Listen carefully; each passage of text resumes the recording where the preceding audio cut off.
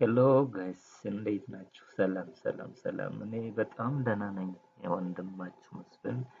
እንግዲህ ዛሬ ምዕራፍ 7 ዩኒት 7 ደርሰናል ማለት ነው። የዘጠነኛ እና የ11ኛ ጎን ለጎን እያየን ዛሬ ወሳኝ ምዕራፍ ላይ ነው የደረሰው። በጣም ወሳኝ በምዕራፍ 3 ወሳኝ ኢትዮጵያን ሂስትሪ የሚያወራ አይተናል። የዛሬው ደግሞ ምዕራፍ 7 ወሳኝ ነው። ተመሳሳይ ወሳኝ ስላችሁ ብዙ ጥያቄ የሚወጣበት ስለሆነ ነው። ከዚህም ሰርች ሳረግ ነበር በ2016 ብቻ 8 ጥያቄ ተዋጡበታል ማለት ነው። ስለዚህ 8 9 እስከ 10 ሊዋጣበት የሚችል ሰፊ ዩኒት ነው። ዩኒት 7 እርሱ states, principalities, population movements, and interactions in Ethiopia 13th to mid 16th century የያዘ ነው ማለት ነው። እስከ ሚድ 13th century ወይም the end of the ዛጉዌ ዳይናስቲ እስከ 1270 አስታውሱ እንደው በምዕራፍ 3 አይተነዋል ማለት ነው። ያ ማለት ፕሪአክሱማይት፣ አክሱማይት፣ አንጎይን ጨምረን ዛጉዌን አይተናል። ከዚያ የቀጠለ የኢትዮጵያ ታሪክ ነው። ይሄ በሌላ ምዕራፍም እናገኘዋለን። ስለዚህ ወሳኝ ነው ማለት ነው። ርዕሶችን ስናያቸው እንግዲህ በ9ኛ ክፍል ዩኒት 7 ያው ተመሳሳይ ነው ከ11ኛ ክፍል ጋር ምዕራፉ ስቴትስ፣ ፕሪንሲፓሊቲስ፣ ፖፑሌሽን ሞመንትስ ኤንድ ኢንተራክሽንስ ኢን ኢትዮጵያ 13th century to mid 16th century ይልና 7.1 the Solomonic dynasty in the Christian Highland Kingdom 13th century to 16th century ይልና then the Muslim principalities and the relation between the Christian Highland Kingdom and the other sultanate ያሳየናል። the political and socio-economic conditions of the southern and central states ብለናል። 7.5 ጋር population movements, expansion, integrations in Ethiopia 7.6 the Gadda system of the Oromo 7.7 Moggasa and Gudificha 7.8 the egalitarian system of governance ይሄ አዲስ የብሔር ብሔረሰብ ታሪክን የጋርዮሽ ስርዓት በሚባል አይነት የሲዳማ፣ የጌዲዮ፣ ኮንሶ፣ ቡርጂ ያለ አዳዲስ የተጨመሩ ናቸው። አዲሱ ካሪክለም ማለት ነው። ሂስትሪ እየሰፋ ነው እንጂ እየጠበበ ሊሄድ አይችልም። በ11ኛ ኮንቴንት ስንሄድም 7.1 the Christian Highland Kingdom under the restored Solomonic dynasty ነው የሚል ተመሳሳይ ነው። 7.1.1 restoration of the Solomonic dynasty 7.1.2 basic features of the Christian Highland King, power struggle, consolidation, the expansion of Islam, and the emergence of Muslim Sultanate, the trade routes, the socio-economic and political system, the political and socio-economic conditions, southern central እያለ ይቀጥላል። ኪንግደም ኦፍ ጎጃም፣ ፖሊስ ኦፍ ቢዛሞ፣ ዋጅ፣ ጋንዝ የሚሉ እነዚህ አዳዲስ ናቸው። አንዳንድ ህዝቦች ታሪክ ተጨመሩ። then 7.4 the relation between the Christian Highland Kingdom and the Muslim Sultanates of Wada. Finally the Oromo population movement in the population movement in the Ethiopian region ይልና ያቆማል ማለት ነው። ይሄ በአዲሱ ካሪክለም የ9ኛ 11 ሲሆን እንደተለመደው ኦልዱን አሳያችኋለሁ። ለምን ኦልዱን አሳያችኋለሁ? ኦልዱና ኒው ተዋህዶ የሄደ እንጂ ኦልዱ የወደቀ አለመሆኑን ለማሳየት እነዚህ ብዙ ጥያቄ የምናየው ከ2002 እስከ 2016 ስለሆነ ያው ኦልድ ቴክስት ነውና ኦልዱና አዲሱ ዲፈረንስ የላቸውም። እምብዛም የቅደም ተከተል ክሮኖሎጂ ነው። ስለዚህ 9ኛ ክፍል ኦልድ ቴክስት ላይ ምን ላይ ነበረ ይሄ ቶፒክ የነበረው ብለን ስናይ በኦልዱ ግሬድ 9 ዩኒት 3 and ዩኒት 5 ላይ ነው ያለው። ሁለቱም ነው ወደ አንድ ዩኒት ያመጡት ማለት ነው። የሰፋውን ያጠባሉ፣ የጠበበውን ሰፋ ለማድረግ ነገር አለ። ዩኒት 3 ላይ ያው the old text to status in the Ethiopian region and the Horn of Africa to 1529 ይለናል። እንግዲህ ምን ያህል ረዥም እንደሆነ ያሳየናል። ዘንድ ዛጉዌንም እዚህ ጨምሮታል። ዛጉዌ በምዕራፍ 3 ላይ ነው፣ ከዚህ አላካተቱትም። ነገር ግን 3.2 ላይ the Christian Highland Kingdom under Economlak and his successor represented in the Ethiopian region in the Horn of Africa to 1529.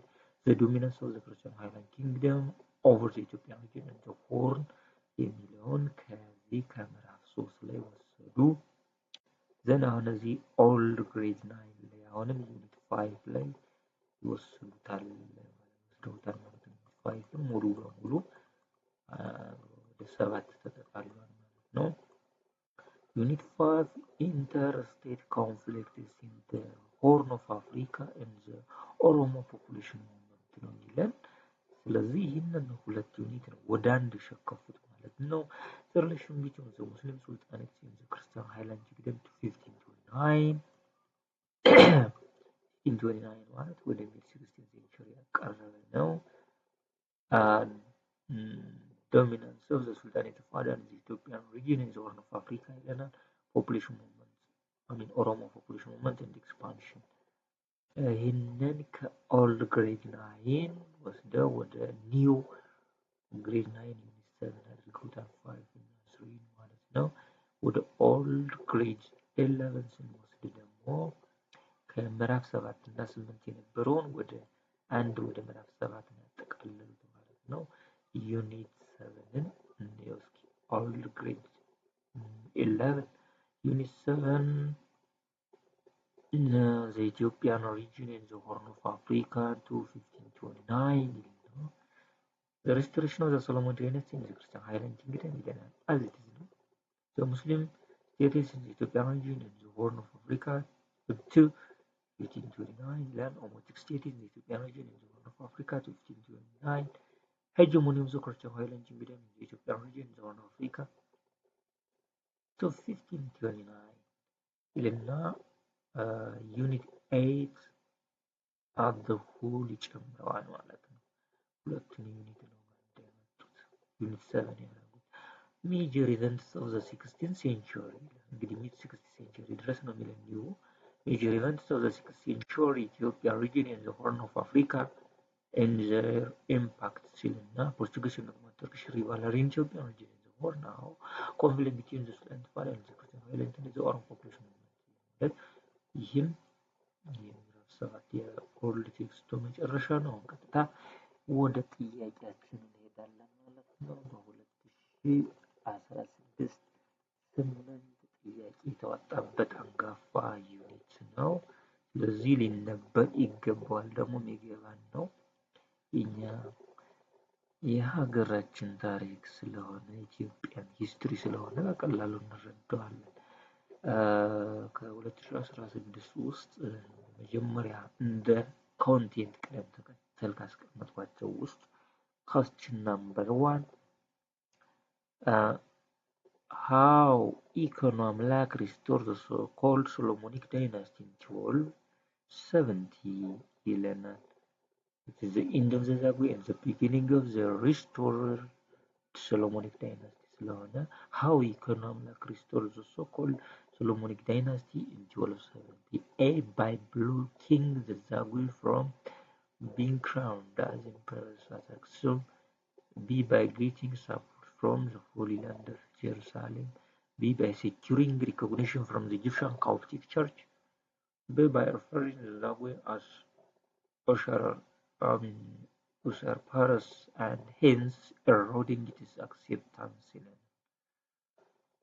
So, how Economlak restored the so-called Solomonic dynasty in 1270? A. by blocking the Zagwe from being crowned as emperors at Aksum. B. by getting support from the Holy Land of Jerusalem. C. by securing recognition from the Egyptian Coptic Church. D. by referring the Zagwe as usurpers and hence eroding its acceptance. How he restored?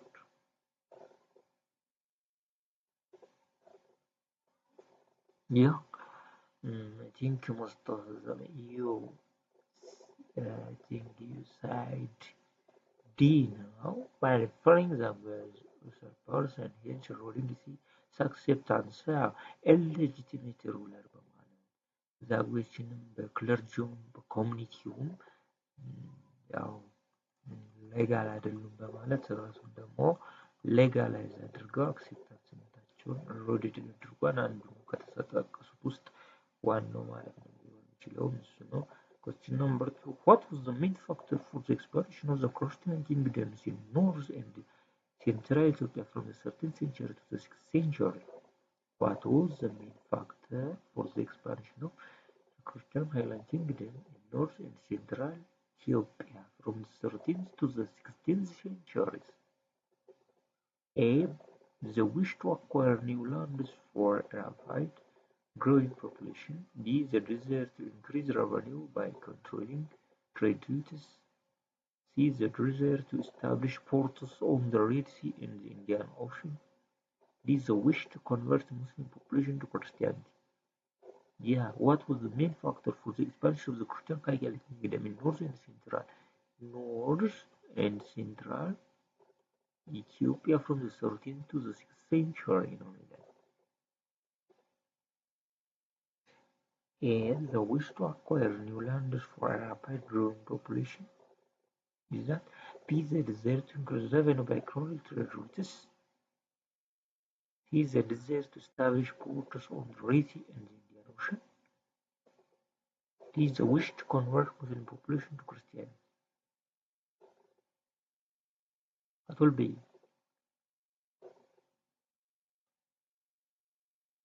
So I think your answer is this one. B. The desire to increase revenue by controlling trade routes. Of course, North Central ይለናል። ወደ ኖርዝ በተለይ ያው ፖርቶች አሉ ወደ ሴንትራልም ኤንዋይ ወደዚህም ወደዛም በመቆጣጠር ነው ብዙ ጊዜ ሬቨኒው ጋር የተያያዘ ነው። ቴሪቶሪያል ኤክስፓንሽንም ሃይ ፍላጎት አላቸው ግን ለኤክስፓንሽናቸው ሪዝን የተጠየቀ ነው። ላርጅ ቴሪቶሪ በጣም ትልቅ ሰፊ ሀገርም ፍላጎት አላቸው ኤንዋይ ካሉት ውስጥ የተሻለው ዘዴዎች to increase revenue by control trade routes ይሄ ነው ሊሆን ይችላል። there is a support from the Red Sea ፖርት ስልም ምስረታ ነው ፖርት እንደ በወቅቱ the wish to convert Muslim population ይሄን እሱም ምን ዋናው revenue ጋር የተያያዘ ነው ባላሪው ሁሉ okay.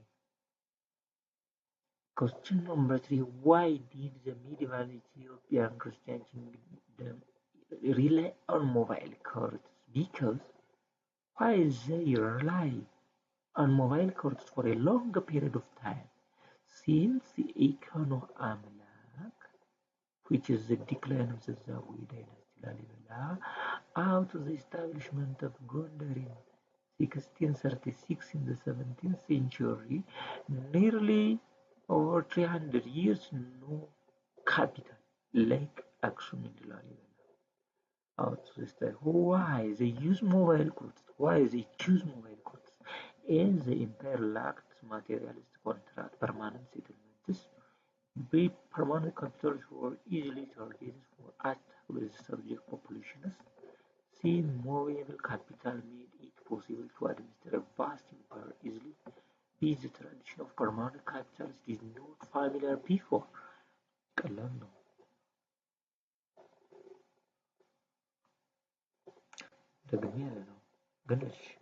Why did the medieval Ethiopian Christian kingdom rely on mobile courts? Because A. The empire lacked materials to contract permanent settlements.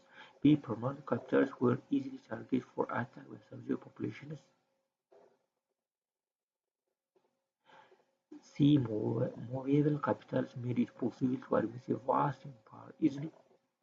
D. The introduction of permanent capitals did not familiar before. So my number is C. The vast empire, one of the mechanisms to administer the vast empire. Why? Because there is a large territory expertise. So the rest gold as well as this mobile capital is one of the mechanisms for administering the vast territory. Question number 4.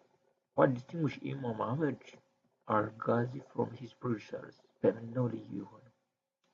Distinguished ወይም ታዋቂነቱ? A. His decision to conquer the Christian kingdom rather than ride it. B. He used the religious animosity to mobilize the Muslim population. C. His mobilization of armies from Afar and Somalia in his campaigns. D. His use of a cavalry rather than an infantry force in his wars. ሁሉም ነው ግን more what was this distinguished from his predecessors ነው የሚለው። What distinguished Imam Ahmed al-Ghazi from his predecessors? A. His decision to conquer the Christian kingdom rather than ride it. B. He used the religious animosity to mobilize the Muslim population. C. His mobilizations of the armies from Afar and Somalia campaigns. C. His use of a cavalry rather than an infantry forces in his wars. So, what will it be? Question number.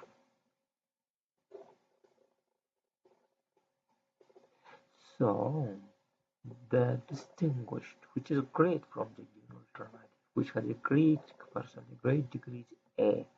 Why? Because his great plan, his great decision, formerly the hit and run, ride character, but he decided to be dominant over the rest of Ethiopia and the whole of Horn Africa.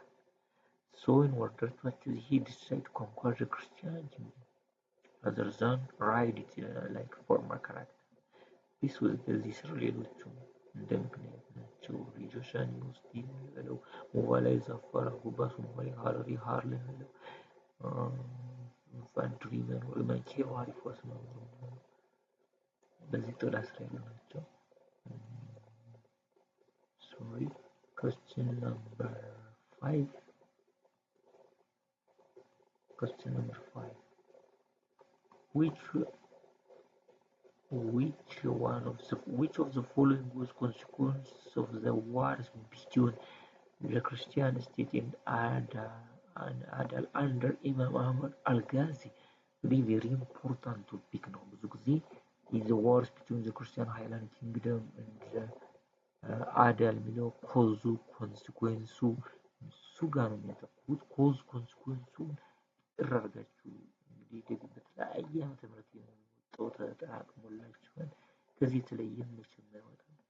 ቤዚክ ነገር ነው። በየትኛውም ዘመን የሶሻል ሳይንስ ተማሪ የሆነ ሽት ማገላበጥ አይጠበቅበትም። ባይሆን ኬይ ነገሩ ቁጭ ብሏል። በቃ ይሄን ምስጢር ካወቀ በዚህ ማንበብ ብቻ ነው የሚሄደው። ደጋግሜ እላችኋለሁ ግጠኛ ስለሆነ ስለዚህ anyway which of the following was the consequence of the war between the Christianity under Imam Muhammad al-Ghazi? A. The illusion of agriculture by many pastoralists in eastern Ethiopia. Is the end of ruling the Christian state from permanent seats in Chewa. Is the portions of the Red Sea between the partitions of the Red Sea between the Portuguese and the Ottomans. These are decline of the importance of trade routes leading to Zaila. So which one was the consequence of the wars between the Christianity and al-Ghazi? A. The adoption of agriculture by many pastoralists in eastern Ethiopia. B. The end of ruling the Christians from permanency in Showa. C. The partitions of the rich between the Portuguese and Ottomans. C. The decline of importance of trade routes leading to Zaila.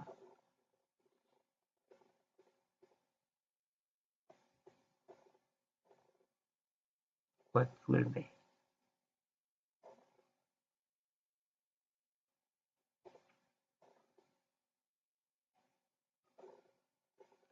Okay,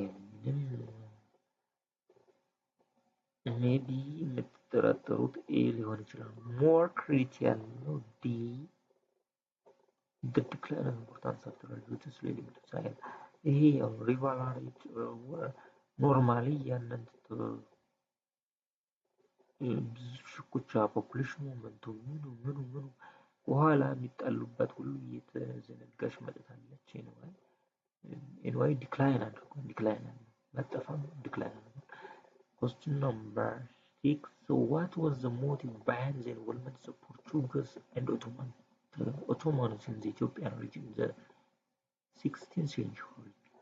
What was the motive behind the involvement of Portuguese and Ottomans in the Ethiopian region in the 16th century? What was their motive?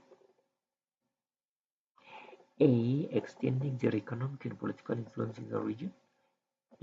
Finding markets for their manufactured goods. C. Spreading their respective religion in the region. D. Establishing control over the source of the Abai. What was the motive behind the involvement of Portuguese and Ottoman Turk? Extending their economic and political influence in the region. So your answer is A. Extending their economic and political influence in the region was their motive.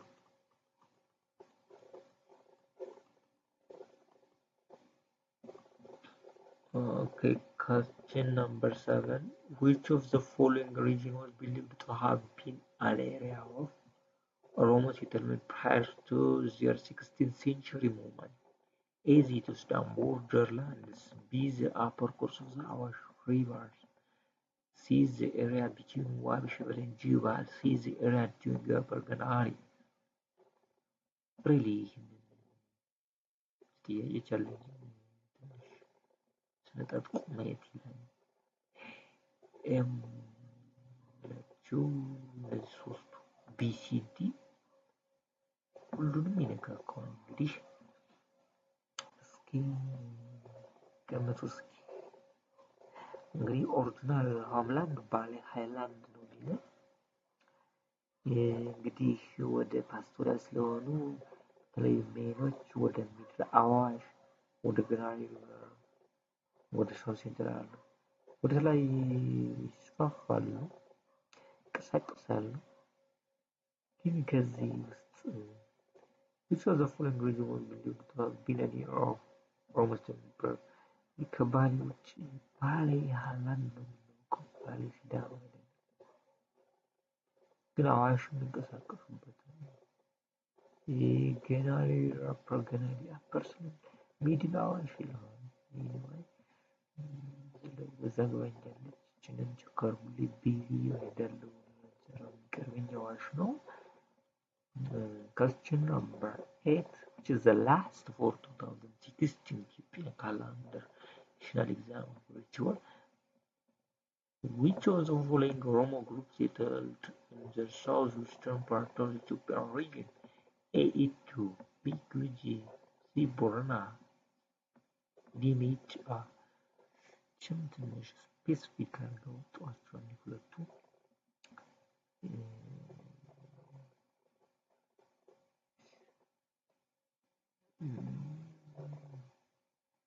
ሜጫ ወደ ኖርዘር ነው ብዙ ሞቭ ያደረገው።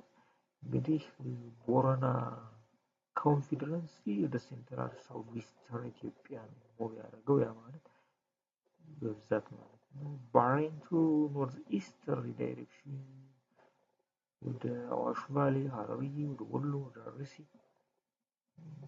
ተንቀሳቀሰ ነው። ከዛ ውስጥ ከቦረና ውስጥ ሜጫ ወደ ኖርዝ ዋርድ ነው፣ ጉጂ ወደ ሳውዝ ሳውዝ ቦረና እስከ ኬንያ ወደ ሳውዝ ተጉዞ ኢቶ ምናምን ደግሞ ወደ ኢስት ሀረርጌ ነው። ስለዚህ ዌስት ዘ ሳውዝ ዌስተርን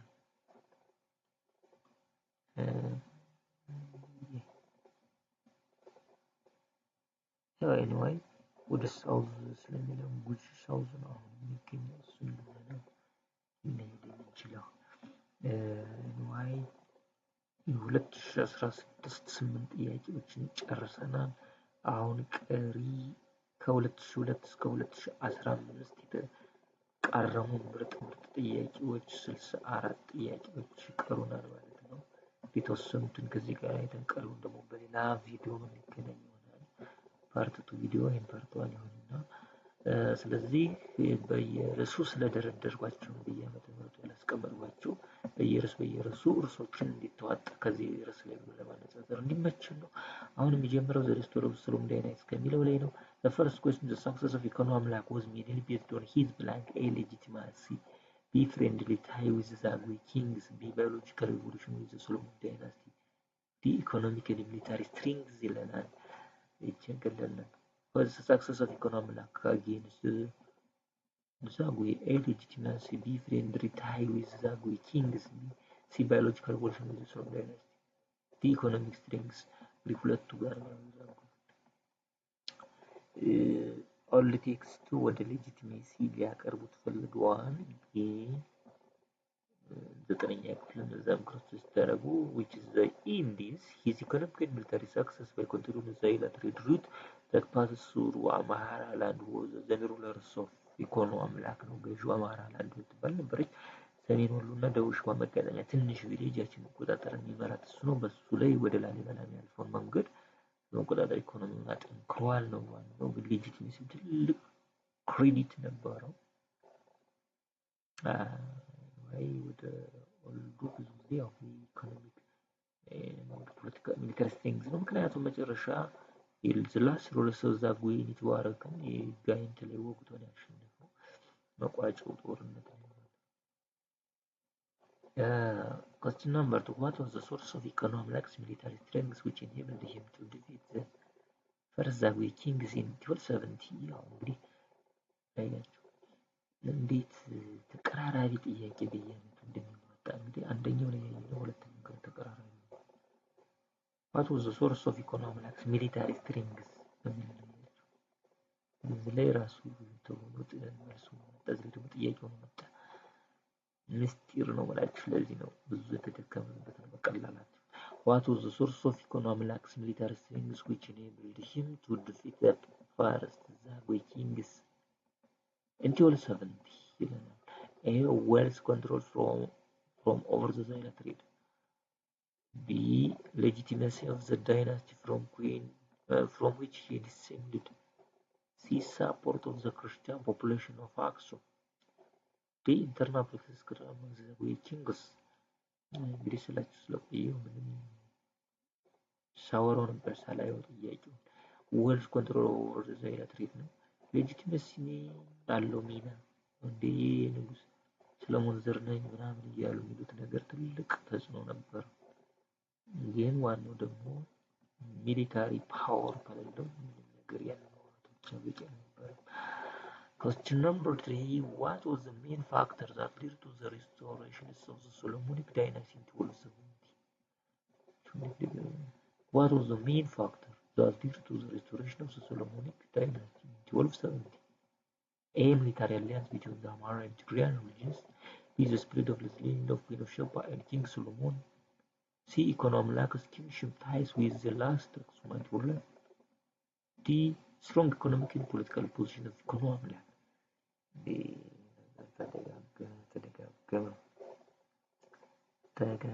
ደጋግሞ ያወጣታል። ምስጢሩ ነው የሚስተው የለም። ይህን ቪዲዮ ያየ ይህን ሽት የሰራ የሚስተው የለም። ሶ ምንድነው ያው ሶስቱም መልሱ ያው ነው። ተመሳሳይ አጠያየቁን ቀይሩት፣ ግን መልሱ አንድ ኮንሴፕት ነው። ኢኮኖሚክ ኤንድ ፖለቲካል ስትሬንግዝ ኦፍ ዘ ኢኮኖሚ። Question number 4. What role did the story of Queen of Sheba travel to Jerusalem to visit King Solomon plays in Ethiopian politics in 1270? Yeah. What role did the story of Queen of Sheba's travel to Jerusalem to visit King Solomon plays in Ethiopian politics since 1270? What role it did? A. As a story that aimed to strengthen the morale of Christians fighting against the Muslims. B. As a document to enhance the legitimacy of the state by emphasizing its Jewish origin. As a document. C. As a political narrative that sought to gain legitimacy for the new dynasty that came to power in 1270. D. As a narrative to establish closer ties with Israel and facilitate the travel of Ethiopian pilgrims to your side. Tell me, Durinsky, what role did the story of Queen of Sheba travel to Jerusalem to meet King Solomon plays in Ethiopian politics since 1270? So, ሪስቶር ሶሎሞንስ ዳይናስቲ የምንጠቀመው ነው። ይሄ ነው ትልቁ ሲ ነው። ዶክሜንት አይደለም ስቶሪ ስለሆነ ይህ ጥሩ አገላለጽ ነው፣ ግን ዶክሜንት አይደለም። ግን ፖለቲካል ናሬቲቭ ነው። ከዚህ እስከዚህ ብቻ አይደለም፣ ከዚህ እስከ 1974 የሰራ ነው። 700 ዓመት እስከ ኃይለ ሥላሴ ድረስ የተሰራ ፖለቲካል ናሬቲቭ ነው። Question number 5. Ikono Amlak and his successors took the name Solomonic to refer to their dynasty because they hoped the recognition of the European Christian powers.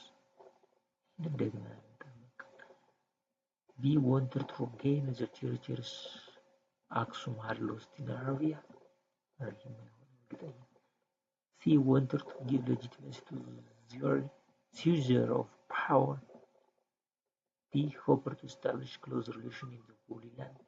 Solomon ብለው ጠሩት። ይሄ ነው ሲ ማንም ይለዋል። ማንም ያስለው wanted to give legitimacy ህጋዊ ገዢ ለመሆን በዘር ሐረግ ስለሚነገስ ነው። ዛጉዌዎችን ሌጂቲሜት ሲሏቸው ከሰለሞን ዘር የለም ምናምን አይነት ነገር ግን አብረው ነው የሚኖሩ። አክሱም ላይ አብረው ነው የሚኖሩ። ግን ለፖለቲካ ግባት ሲሆን ሌጂቲሜት እያሉ ጠሯቸው። Question number 6. The medieval Christian kings achieved the peak of its power under A. Emperor Ambrosius, B. Emperor David, C. Emperor Ishaq, D. Emperor በእደማርያም was the most expansion king። በሌላ ይሄን ደጋግመው ጠይቁ ይችላሉ። በክፍልም ጠይቃችኋለን፣ እነሱም ይጠይቃሉ። አቤት ይጠይቃል። ምንም ሌላ ትርጉም አምደጽዮን the most expansionist king የሚባለው the ሙስሊም ስቴቶችን ሴንትራል ጎጃም የምድር ምናምን ብለው ዋህደው እሱ ነው። እሱ በኋላ ሌሎቹ ተከተሉ። Question number 7.